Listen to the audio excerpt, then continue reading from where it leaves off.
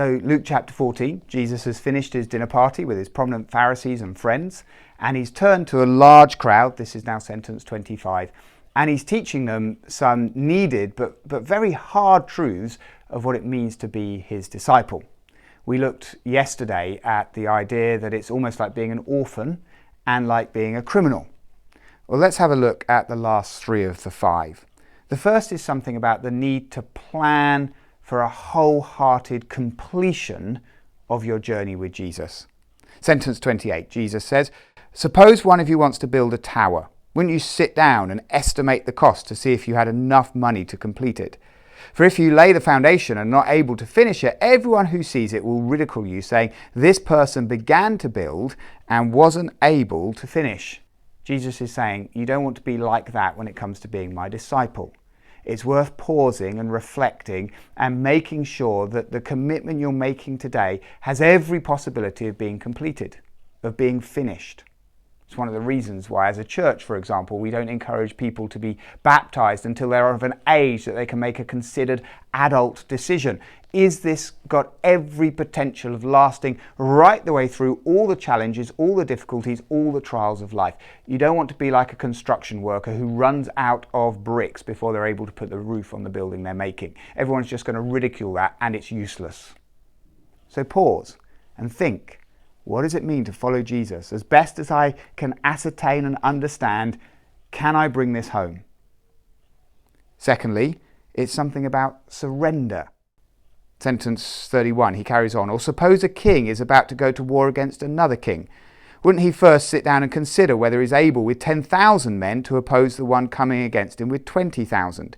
If he's not able, he'll send a delegation while the other is still a long way off and will ask for terms of peace. In the same way, those of you who do not give up everything you have cannot be my disciples." Now, it's a bit easy to read that story as just another version of the construction worker, like a king sitting down and making sure he can win the battle before he embarks on it. But it's not quite what Jesus is teaching, is it? What Jesus is teaching here is you need to be aware that when there is a greater king over your life than you surrender everything to that king. Don't go into battle against them. He's a bit like saying our lives and our leadership of our lives is like having an army of 10,000, but Jesus, the true king, his is twice as big, it's 20,000. You're not going to go to battle. You are going to lose if you fight Jesus.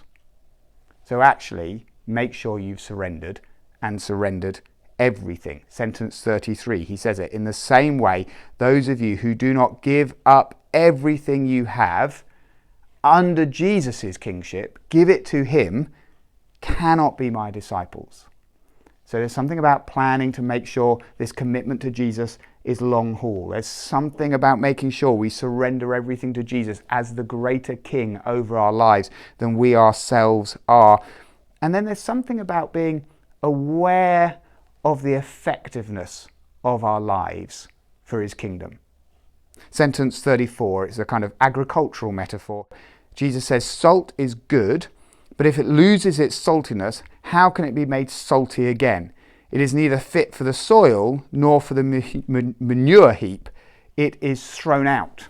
Salt in those days had lots and lots of uses actually, but the uses referred to here were agricultural. It would be ploughed into the ground to bring nutrients that was necessary for a real healthy crop, or it would be thrown into the manure heap to speed up the decomposition so it could be used more quickly on the fields. It was a really useful substance, but farmers had to be careful with it.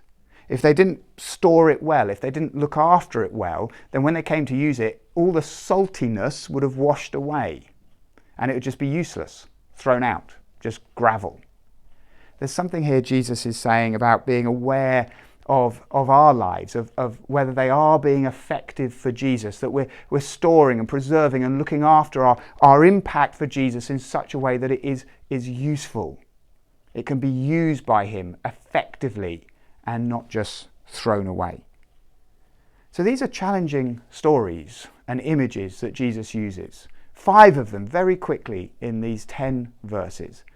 There's something about being an orphan, our love for God being so great it makes our good love for other people look like hate. There's something about a commitment to Jesus that would make us even a criminal in following him. There's something about pausing and making sure we can complete the building of following Jesus and don't get caught short and Jesus get ridiculed because we give up on him halfway through. There's something about realizing Jesus is the greater king and surrendering everything to him, not trying to fight him. We're going to lose. And there's something about preserving the saltiness of our kingdom impact and not allowing it to wash away. There is no wonder that it ends, the last sentence of Luke 14, with the little phrase, "Whoever has ears to hear, let them hear." Do you have ears to hear what Jesus is saying to you in these challenging words?